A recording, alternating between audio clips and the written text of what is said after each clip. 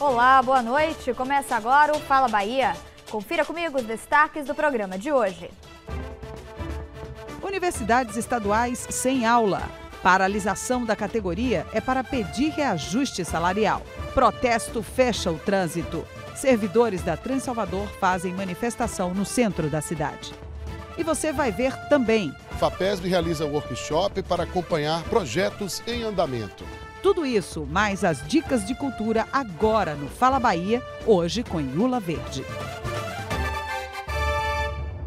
Está começando mais um Fala Bahia. Hoje é quarta-feira, 24 de outubro. Nosso site é o falabahia.com. Siga a gente no twitter.com/fala_bahia e curta o nosso facebook.com/Fala Bahia.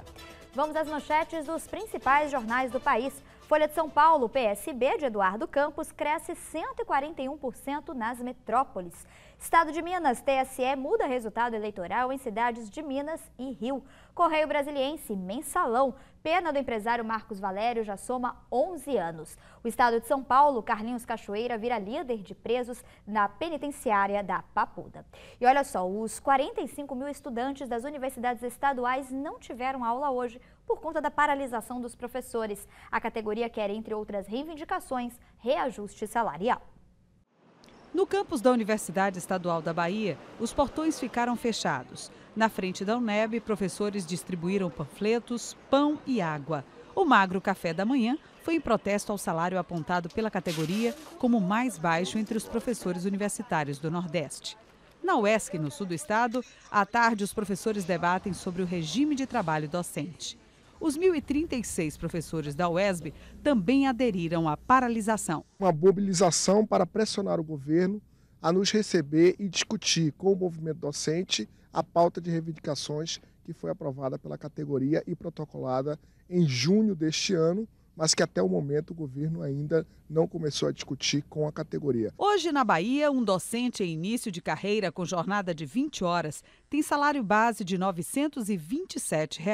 Os 4.000 professores das 4 universidades estaduais da Bahia querem reajuste de 28%. Com esse aumento, os professores baianos das universidades estaduais receberiam R$ 1.187, o mesmo salário dos docentes de Fortaleza, os que ganham mais no Nordeste.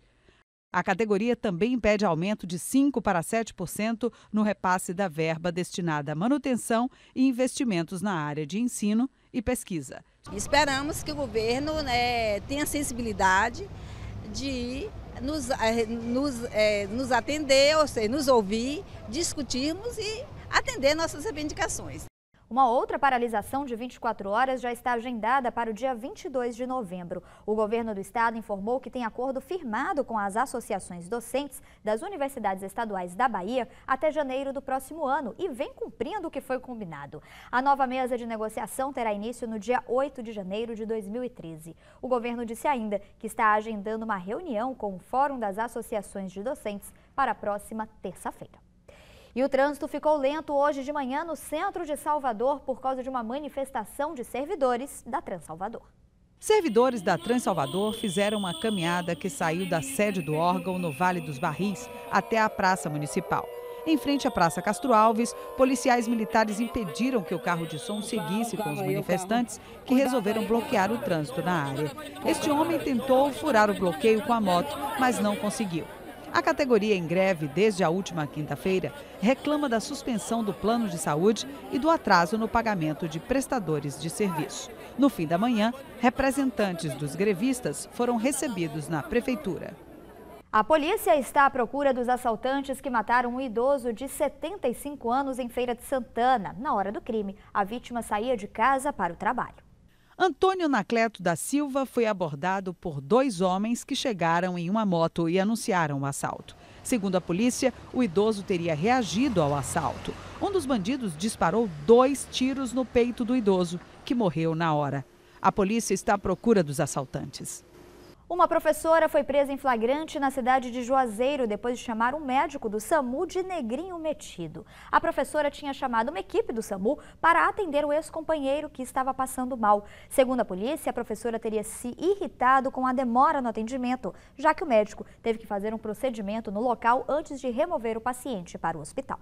Creuzenilda da Silva Lima foi encaminhada para o Complexo Policial de Juazeiro depois de discutir com o médico da equipe do SAMU que estava prestando atendimento ao ex-companheiro dela. Segundo a vítima, Creuzenilda estava atrapalhando o procedimento médico e, ao ser reclamada, chegou a agredi-lo verbalmente. Eu conduzi o paciente até o interior da ambulância para que a gente fizesse o primeiro atendimento nesse paciente.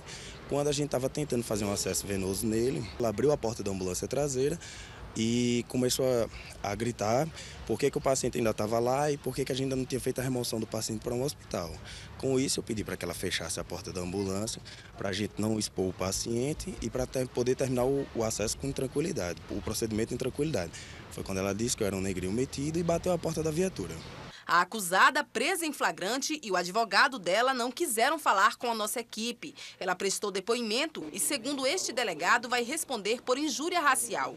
Um crime afiançável, mas que em alguns casos pode levar até 3 anos de prisão.